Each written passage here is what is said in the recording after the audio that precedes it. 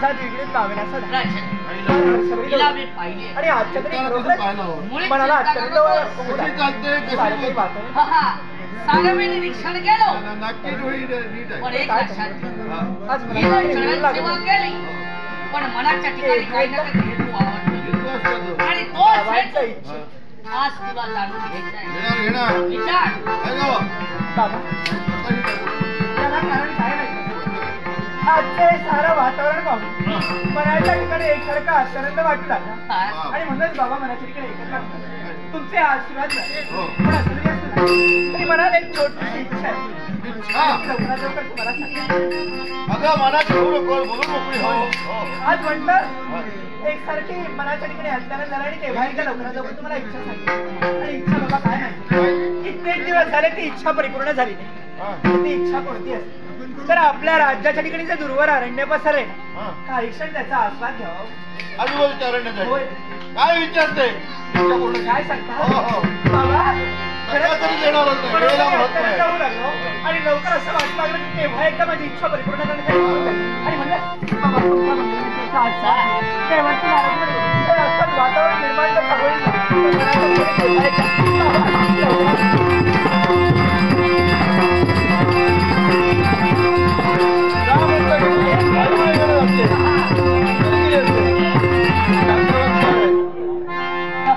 माध्यमाची वेळ बोलता बोलता कळलं नाही माध्यम संध्या अजून अपुरी आहे तेव्हा ती करायची आहे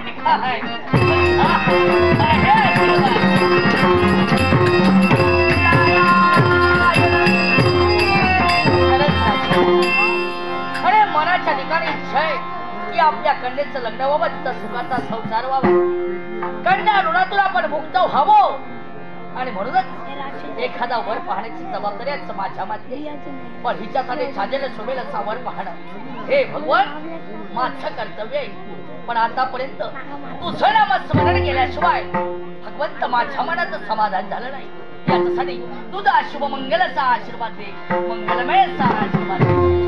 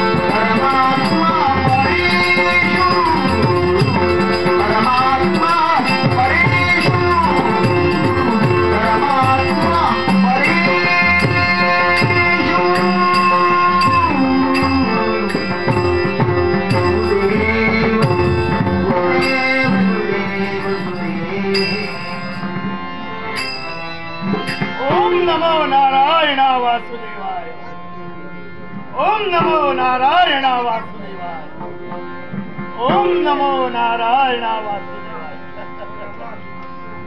पूर्व क्षितिजावर केव्हा सूर्य नारायण उगवला, साऱ्या जगाला प्रकाशमान करून सोडलं. हे सूर्य नारायण, तुझ्या पूज्य आणि पवित्र चरणी माझा कोटी कोटी प्रणाम. कोटी. अरे तूच करता आणि करविता, शरण तुला भगवंता. जळी स्थळी काष्टी पाषाणी दशामुळी भरून राहिलेल्या परमेश्वरा, तुझ्या लीलेचा अंत करणं महाकठीण. अरे शास्त्र मुखानं जिथं सब थकला, तिथं मी एक मुखानं तुझं वर्णन काय करणार.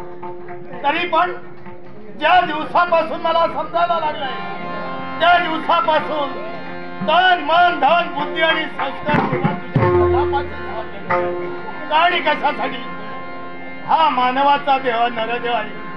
या नरदेहाची सार्थकता करून घ्यायची आहे. 184 फेरे फिरून माणसाला एक वेळ नरदेह प्राप्त होत असतो आणि त्या नरदेहाची सार्थकता करून घ्यायची असेल, साधा आणि सोपा एकच मार्ग, तो म्हणजे भक्ती मार्ग. भक्तीशिवाय मुक्ती नाही आणि मुक्तीशिवाय मोक्ष नाही. हा मार्ग प्रत्येक मानवाने जीवनात ऐकायला. अरे धनाची अभिलाषा करू नको. धन आज आहे तर उद्या नाही. सुख आणि दुःख हे माणसाच्या मागे तीर्थचक्र आहे. सुख आलं म्हणून माणसानं हुरळून जाऊ नये आणि दुःख आलं म्हणून माणसानं रडत बसू नये. अरे जन्माला आल्यानंतर या सुख दुःखाच्या फेऱ्यातूनच जायचं आहे तुला. तू भगवंताला का दोष देतोय. अरे जन्म होताच 6व्या दिवशी सटवीनं तुझा विधी दिली.